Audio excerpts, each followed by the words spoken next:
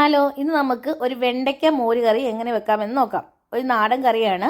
ചോറിൻ്റെ കൂടെയും ചപ്പാത്തിയുടെ കൂടെയൊക്കെ നമുക്ക് കഴിക്കാൻ പറ്റിയ നല്ല ടേസ്റ്റുള്ള ഒരു കറിയാണ്. അപ്പം നമുക്ക് ആദ്യം തന്നെ നമ്മുടെ ചട്ടിയടുപ്പിൽ വെക്കുക, അതിലോട്ട് വെളിച്ചെണ്ണ ഒഴിക്കുക, എന്നിട്ട് നമ്മുടെ ഉലുവയും കടുകും ഇട്ട് പൊട്ടിക്കുക. അതിനുശേഷം ഒരു വറ്റൽ മുളകും കൂടി പൊട്ടിച്ചിടുക. പിന്നെ സബോള അല്ലെങ്കിൽ ഉള്ളി, വെളുത്തുള്ളി, പിന്നെ പച്ചമുളക് കീറിയത്, ഇത്രയും ഇട്ട് നന്നായിട്ട് വഴറ്റി കൊടുക്കുക. പിന്നെ നമ്മൾ എടുത്തു വെച്ചേക്കുന്ന വെണ്ടയ്ക്ക, ഇപ്പം എൻ്റെ കയ്യിൽ ഞാനിവിടെ വെണ്ടയ്ക്കയൊക്കെ വാങ്ങിച്ച് ഞാൻ ചീത്തയാകാതിരിക്കാനായിട്ട് ഞാൻ കഴുകി വൃത്തിയാക്കി ഫ്രീസറിൽ സൂക്ഷിക്കുകയാണ് ചെയ്യുന്നത്. അപ്പം ഇത് ഫ്രഷ് വെണ്ടയ്ക്ക ആയിരുന്നു, അത് ഫ്രീസറിൽ കയറ്റി വെച്ചതുകൊണ്ടാണ് ഇപ്പോൾ ഇങ്ങനെ ഇരിക്കണേ. എന്നിട്ട് ഈ വെണ്ടയ്ക്കയും കൂടി നമ്മൾ ഇതിലോട്ട് ഇടുക.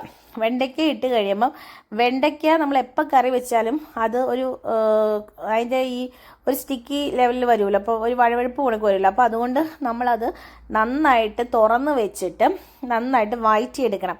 അതിൻ്റെ വഴുവഴുപ്പ് മാറുന്ന രീതിയിൽ നന്നായിട്ട് വഴറ്റിയെടുത്ത ശേഷം അതിലോട്ട് എന്ന് വെച്ചാൽ വെന്ത് പോവുകയും ചെയ്യൽ. എന്നിട്ട് നമ്മൾ ഉപ്പിട്ട് കൊടുക്കുക. ഉപ്പിട്ട് കൊടുത്ത ശേഷം അതിലോട്ട് ആവശ്യത്തിനുള്ള മഞ്ഞൾപ്പൊടിയും കൂടി ചേർത്ത് കൊടുക്കും.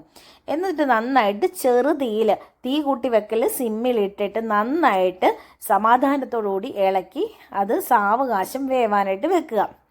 എന്നിട്ട് ഇതിലോട്ട് ഞാനിപ്പോൾ ഇവിടെ ഉപയോഗിച്ചേക്കുന്നത് അതിന് മുമ്പായിട്ട് നമ്മൾക്ക് ഇതിൻ്റെ അകത്ത് വേറൊരു ഇൻഗ്രീഡിയൻസ് ഉണ്ട്, നമ്മുടെ തക്കാളിക്ക, അതും കൂടി ചേർത്ത് കൊടുക്കണം.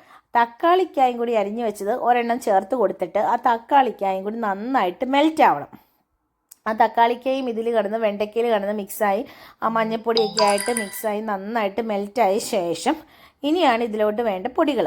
അതായത് പൊടികൾ എന്ന് വെച്ചാൽ ആപ്പാടെ മഞ്ഞൾപ്പൊടിയും കാശ്മീരി മുളക് പൊടിയും കായപ്പൊടിയും മാത്രമേ ഉള്ളൂ ഞാൻ ഇതിൽ ചേർത്തിട്ടുള്ളൂ. അപ്പോൾ ഇനി നമുക്ക് ചേർക്കേണ്ടത് നമ്മുടെ കാശ്മീരി മുളക് പൊടിയും നമ്മൾക്ക് ആവശ്യത്തിനുള്ള കായും കൂടി ചേർത്ത് കൊടുക്കണം. പിന്നെ എന്നോട് എല്ലാവരും ക്ഷമിക്കുക, കാരണം ഞാൻ ക്യാമറ വെച്ചപ്പോൾ സ്റ്റാൻഡ് മാറിപ്പോയതുകൊണ്ടാണ്, സ്റ്റാൻഡ് അങ്ങോട്ടും ഇങ്ങോട്ടും ഇതായിപ്പോയി, അപ്പോൾ ക്യാമറയുടെ ഡയറക്ഷൻ മാറിപ്പോയി, അതുകൊണ്ടാണ് ഇങ്ങനെ ഇരിക്കുന്നത് കേട്ടോ.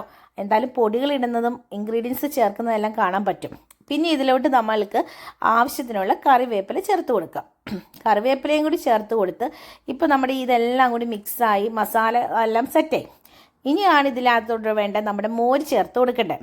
മോര് ചേർത്ത് കൊടുക്കുമ്പോൾ എപ്പോഴും സിമ്മിലിട്ടിട്ട് മാത്രമേ ചേർത്ത് കൊടുക്കാവുള്ളൂ. ഇപ്പോൾ ഞാനിവിടെ എടുത്തേക്കുന്ന അധികം പുളിയില്ലാത്ത നല്ല കട്ടത്തൈരാണ്. ആ കട്ടത്തൈരും കൂടി ചേർത്തിട്ട് നന്നായിട്ട് മിക്സ് ചെയ്യുക. മിക്സ് ചെയ്ത ശേഷം നമുക്ക് ചാറിന് ആവശ്യത്തിനുള്ള ചൂടുവെള്ളം, പക്ഷേ ചൂടുവെള്ളം എന്ന് വെച്ചാൽ കണ്ടമാനം തിളച്ച വെള്ളം ഇതിലോട്ട് ഒഴിച്ചു കൊടുത്താൽ ഈ തൈര് പിരിഞ്ഞു പോകാൻ സാധ്യതയുണ്ട്. അതുകൊണ്ട് ചെറിയ വാം വാട്ടർ ഒഴിച്ചു കൊടുക്കുക. എന്നിട്ട് ഇത് ആവി വരുന്ന ഒരു ടൈമിൽ തന്നെ നിർത്തണം, അല്ലെങ്കിൽ ആവി വരുന്ന ടൈമിൽ നിർത്തിയില്ലെങ്കിൽ ഇതെല്ലാം പിരിഞ്ഞു പോകും. അപ്പം ഈ മോര് ഒഴിച്ച ശേഷം തൈര് ഒഴിച്ച ശേഷം നമ്മൾ വളരെ ശ്രദ്ധയോടുകൂടിയുള്ള കറി ചെയ്യാവുള്ളൂ, അല്ലെങ്കിൽ അത് ഇങ്ങനെ പിരിഞ്ഞ് കിടക്കുന്നതുകൊണ്ട് വരും. എന്നിട്ട് ഇതിപ്പോൾ നന്നായിട്ട് മിക്സാക്കി ഞാൻ എടുത്തു. ആവി ചെറുതായിട്ട് വരുന്നുണ്ട്, അപ്പം തന്നെ തീ ഓഫ് ചെയ്തു. ആ അടുപ്പിൽ നിന്ന് നമുക്ക് മാറ്റി വെക്കണം. ഇതാണ് ഫൈനൽ സ്റ്റേജ്.